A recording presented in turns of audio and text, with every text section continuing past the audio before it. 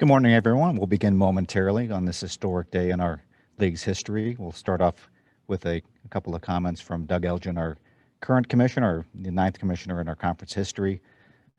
Also on the panel today is Dr. Mark Nook, the president of Northern Iowa and the chair of the league's President's Council. And of course, our next commissioner will be our featured guest today.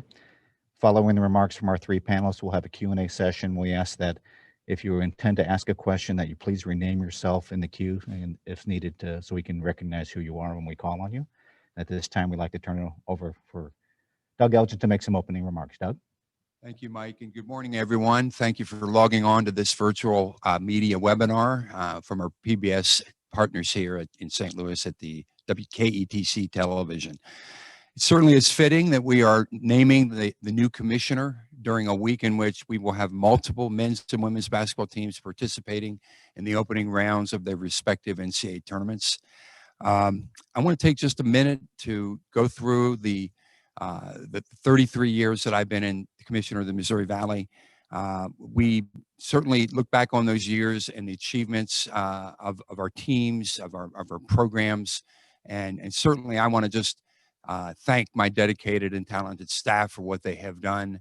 Without the continuity that we've had in the office, I don't know that we could have reached the levels that we were able to reach. And I'm certainly going to leave feeling very good about the people that I've worked with and the culture within our office. We've had great success establishing 2 neutral site basketball tournaments. Our men here in St. Louis for 30 years. Our women have now been in a neutral site for 14 years, currently in the Quad Cities. And certainly that has helped us to raise the level of play in our league. Our other championships have flourished as well. Our television has reached a point where we now do 800 live productions for linear and digital distribution. We have partnerships with ESPN, CBS, and our Fox Sports regional systems. And as we look ahead to the future, I think the handoff as we transition to new leadership is going to be a good one. I think we're at a state where we are rising as a conference, and we're really looking forward to the new commissioner coming in and taking over as the leader of this group. We now find ourselves at a point where I do believe that we can achieve a lot of new things in the future. And it is now my privilege to introduce the chair of the MVC President's Council. He is the president of the University of Northern Iowa. And Mark Nook is going to have the honor of introducing the 10th commissioner in our long history.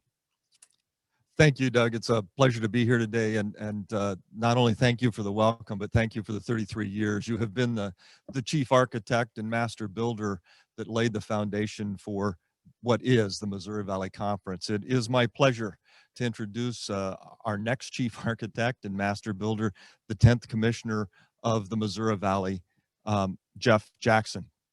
Currently, Jeff serves as the Executive Associate Commissioner in the Big 12, where he has responsibilities for men's basketball and managing the Big 12 men's basketball tournament.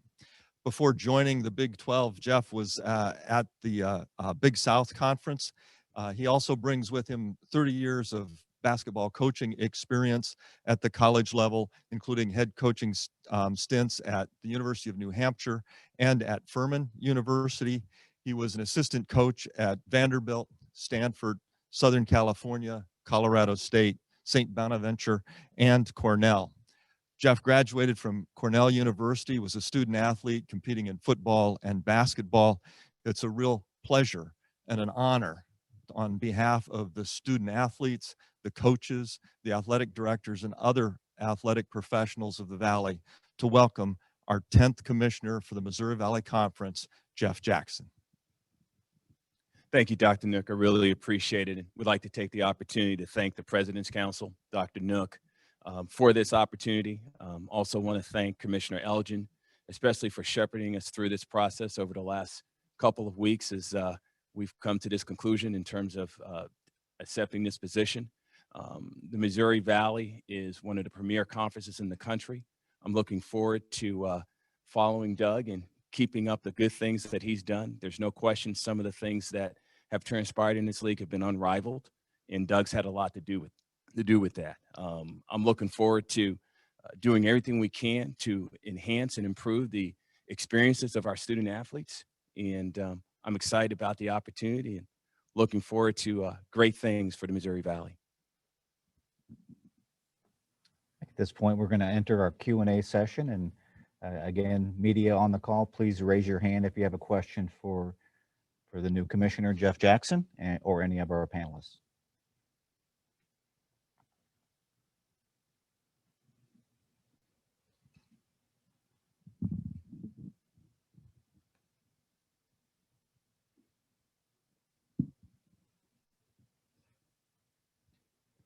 And our first question will come from Harry Schrader.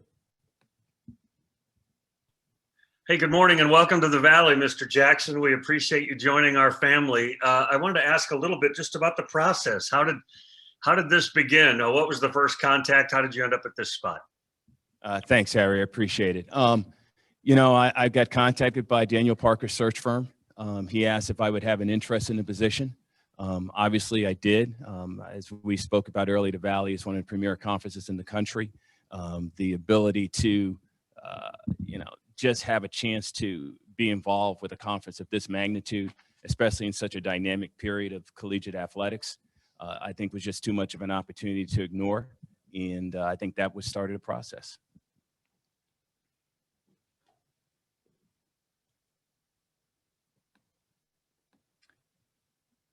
Next question will come from Jim Benson.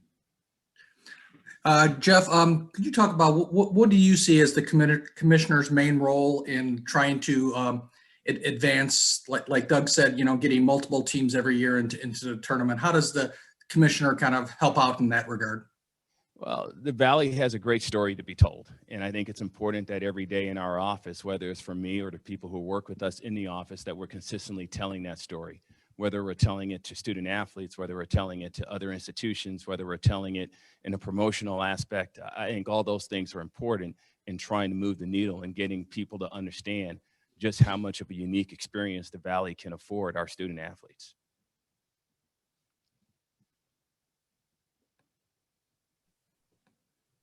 And we have a follow-up question from Harry Schrader of the Valley Hoops Insider. Hey, Doug, I wonder what your role was in this and your communication with Mr. Jackson and how you guys interacted and, you know, just those kinds of parts of this process. Well, I was unaware of the candidates who were in the field of 10 finalists who interviewed. I really didn't know the three who were involved as finalists, but Jeff and I did make contact by telephone. I had met Jeff and worked with him through the basketball consortium that we have for men's officiating that's managed out of the Big 12 office.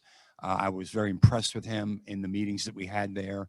I knew his background of having been a football student athlete at Cornell back in 1984 when he graduated, and was very impressed with how he ran the basketball side of the operation at the Big 12. So I thought he would naturally be a candidate.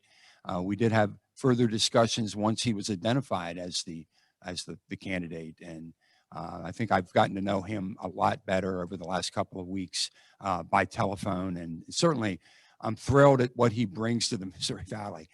The coaching experience that he's had is going to be invaluable in terms of moving the league ahead. I know he has a focus on those sports, but on the wider picture of athletic programs that are offered in our league. And I'm confident that he's going to raise the bar for this conference. And we have a follow-up question from Jim Benson of the Pantagraph. Jeff, as Doug alluded, you've been a coach.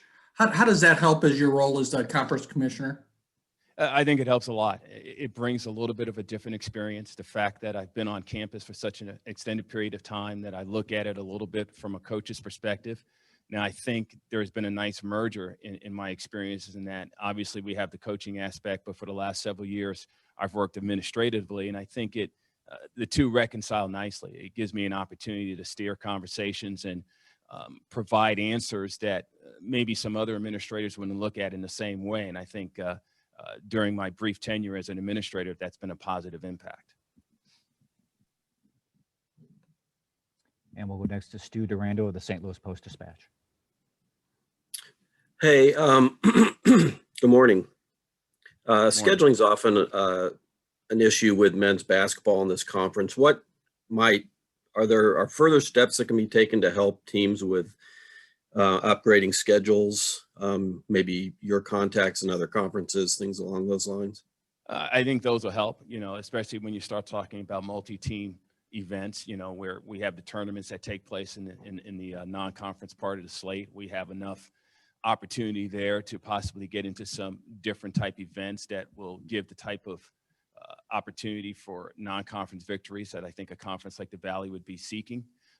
But from what I can tell, our coaches have been relatively aggressive in seeking opportunities to play in their non-conference slate, and anything we can do from the center to enhance that, we will take advantage of. Thank And you. we'll go back to Harry Schrader. Yeah, two questions if I could, so I don't have to keep jumping back at you. Mr. Nook, first for you, how important was it that Jeff had such a basketball background, being super involved in the basketball at the Big 12 level?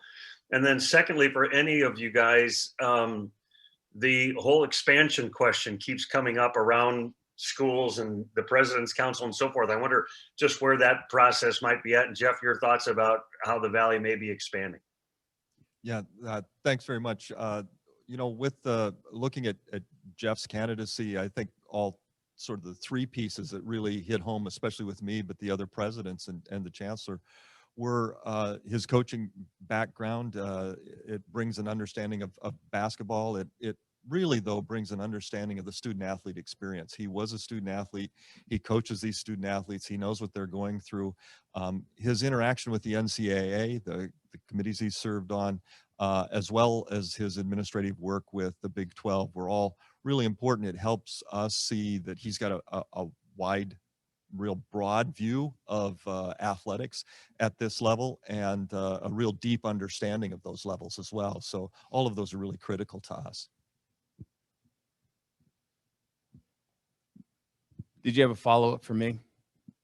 Well, I was asking about the thoughts of expansion, and the Big 12 went through a lot of expanding, obviously, and that just kind of seems to be still flirting on the perimeter all the time in people's minds around Valley Country.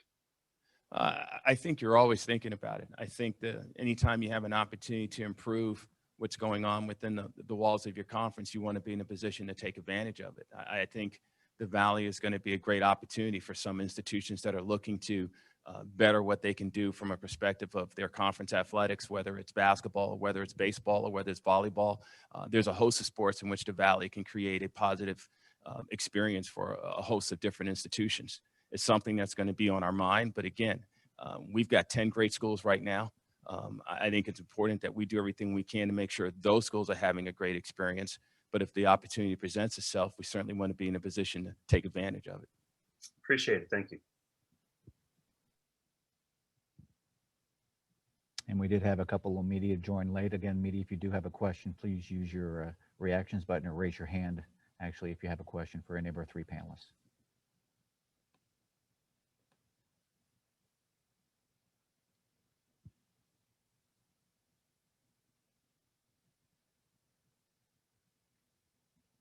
All right, no more questions in the queue. Just a note to media and all those attending, we will have this available as a taped recording that we'll distribute later on this afternoon. And I do thank everybody for joining us today.